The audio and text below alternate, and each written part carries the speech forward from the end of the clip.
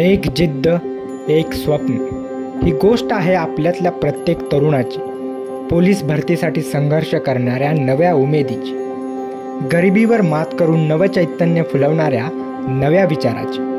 ही गोष्ट आहे रोहित आणि प्रवीणच्या प्रवासाची. यामध्ये जिद्द आहे, यामध्ये स्वप्न आहे, यामध्ये जीवाला जीव देणारी मैत्री आहे, आईची हळवी माया आहे, बहिणीचं प्रेम आहे. भावा, आपली जिद्द आणि आपण पाहिलेलं स्वप्न पूर्ण होईल ना? अरे होणार भावा, नक्कीच होणार.